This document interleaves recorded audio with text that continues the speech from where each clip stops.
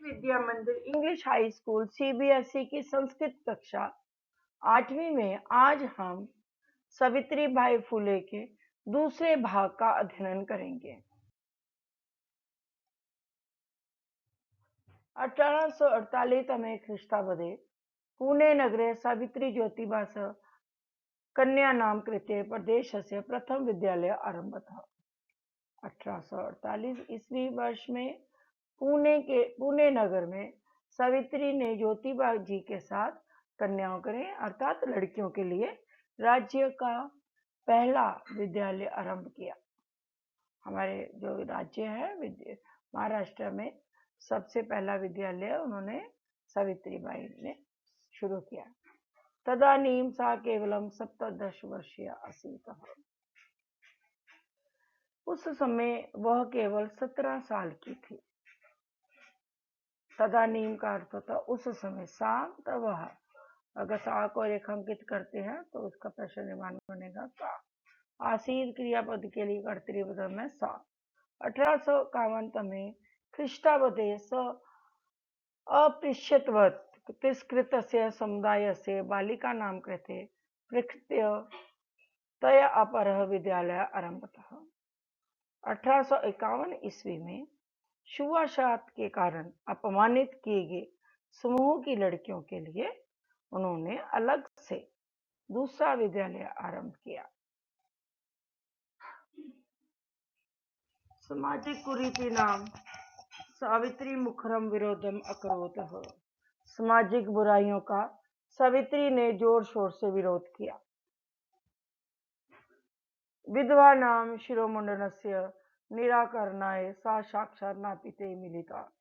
विधवाओं के शिरों को मुंडवाने का निराकरण करने के लिए, मतलब मना करने के लिए वह स्वयं नाइयों से मिली। वो खुद नाइयों से मिली कि इस प्रथा को हम लोगों ने बंद करना है। फलतः केचन नापिता अस्य रूढ़ाओ सहभागिताम अत्यजन्। इसके फलस्वरूप कुछ नाइयों ने इस रिवाज में अपनी भागीदारी छोड़ दी। इसका अर्थ है कि उन्होंने सावित्री बाई फुले का साथ दी। एकदा सावित्री मार्गे दृष्टम यत् कूपम। एक बार सावित्री ने देखा कि यत् करता कि कुएं के पास शीर्णवर्ण वस्त्रों से लिपटी, शीर्णवर्ण मतलब फटे हुए कपड़ों से लिपटी तथा कथिता, जिनको नीच जाति कहा जाता है, निम्न जाति है, काश्चित नार्य जल पातुम जाचते स्म। नीची जाति की कुछ स्त्रियां जल पीने के लिए मांग रही हैं। सावित्री ने क्या देखा एक बार कि कुएं के पास फटे वस्त्रों से लिपटी हुई कुछ नीच जाति की स्त्रियां जल पीने के लिए जल मांग रही हैं।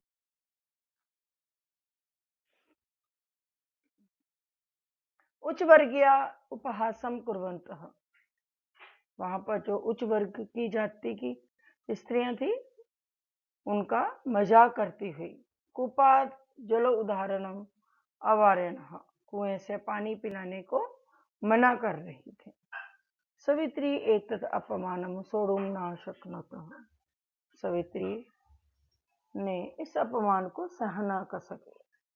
सोढुम का अर्थ था सहन करना और अपमान। सावित्री इस अपमान को सहन न कर सकी। साता स्त्रियां निज गृहम नीतवती। उसने उन स्त्रियों को अपने घर लेके आई।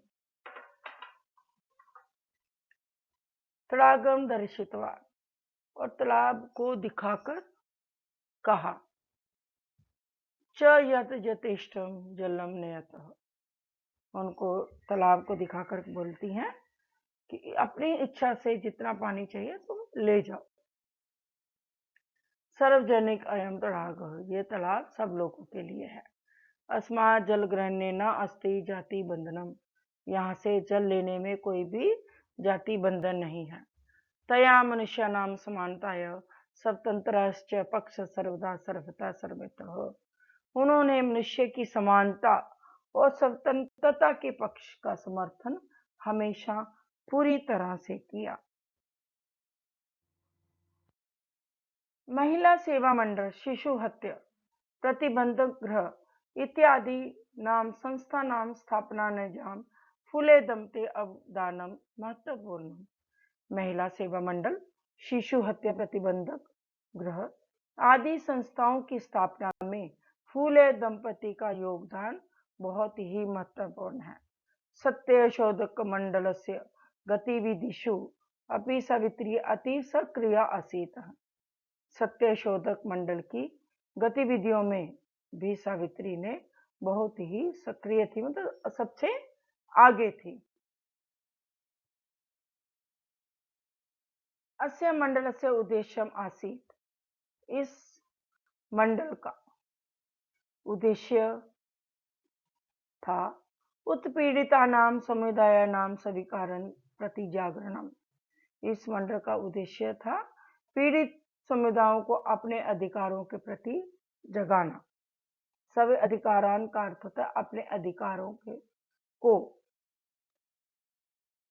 सावित्री अनेक संस्था प्रशासन कौशल संचालित होती है। सावित्री ने अनेक संस्थाओं को अपने निर्देशन की कुशलता से संचालित किया। दुर्भिक्ष काले प्लेग काले च पीड़ित जनानाम अश्रांतम अविरतम च सेवाम अकरोतः।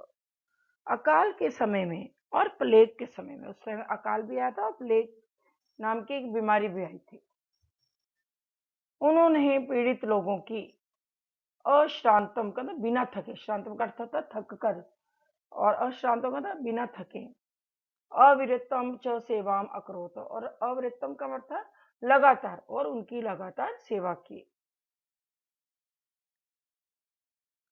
साहित्य सामग्री व्यवस्थाएं सर्वथा प्रयासम अकरोत। साहित्य की वस्तुओं की व्यवस्था के लिए पूरा प्रयास किया।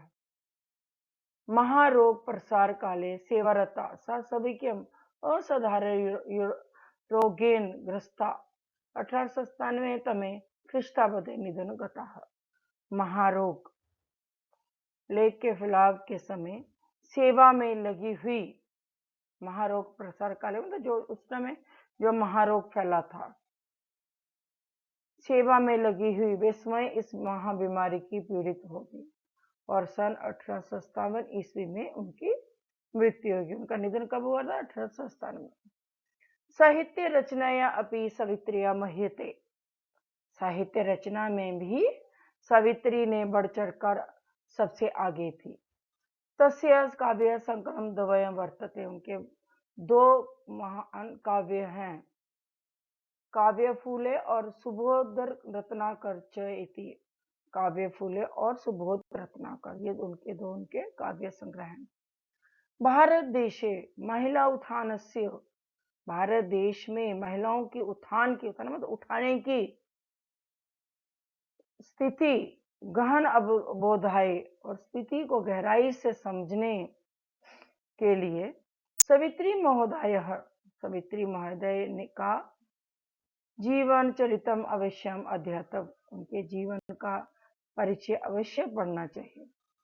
इस पंक्ति में क्या लिखा है कि भारत देश में महिलाओं के उत्थान की स्थिति को, महिलाओं को ऊपर उठाने की स्थिति को गहराई से समझने के लिए सावित्री का जीवन परिचय हमें जरूर पढ़ना चाहिए। 8वीं की संस्कृत कक्षा में आज हमने रुचिरा भाग 3 में सावित्रीबाई फूले के दूसरे भाग का अध्ययन किया। इस दूसरे भाग के साथ इस पाठ की व्याख्या समाप्त होती है।